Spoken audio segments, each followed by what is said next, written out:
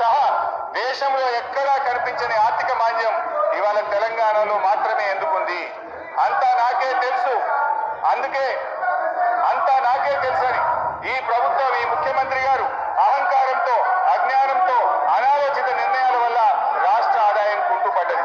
తన వైఫల్యాన్ని కప్పుపుచ్చుకోవడానికి ఆర్థిక మాంద్యం వచ్చిందని, ప్రపంచమే స్లో డౌన్ అయిందని ప్రవచనాలు ప్రారంభించారు. ఏ రాష్ట్రానికి లేని ఆర్థిక మాంద్యం తెలంగాణకే వచ్చిందా? మీ నెగటివ్ పాలసీల వల్ల, మీ రివెంజ్ పాలిటిక్స్ వల్ల ఈ రోజు రాష్ట్ర ఆదాయం తగ్గుతా ఉన్నది. రేవంత్ గారి పాదం స్పీకర్ సార్, మీ ధన్యవాదాలు సార్. హరీష్ రావు గారు కూడా రిక్వెస్ట్ చేస్తున్నారు. ఒకటే సార్, ఎక్కువ ఇంటర్వ్యూ కానీ అరే నీకు చెప్పకపోతే భయపడితే ఎట్లా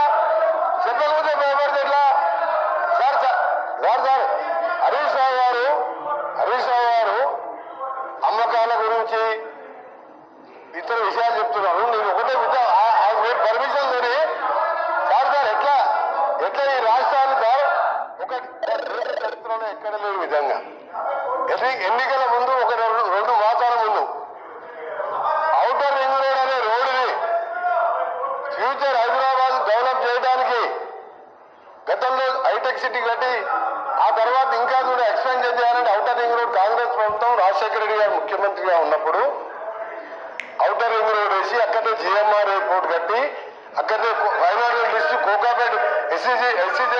కోకాపేట్ ఎస్సీజెడ్తో పాటు ఇవాళ హైదరాబాద్ ఈ షోదులో బెంగళూరు తర్వాత ఉన్నదంటే Congress party PV Narasimha Rao express way కలుపుకుంటూ మెట్రో వరల్డ్ క్లాస్ మెట్రో తీసుకొచ్చి హైదరాబాద్ డెవలప్ చేస్తే సార్ 2 మాసాల ముందు ఎన్నికలు 2 విషయాలు చెప్తా సార్ మీకు.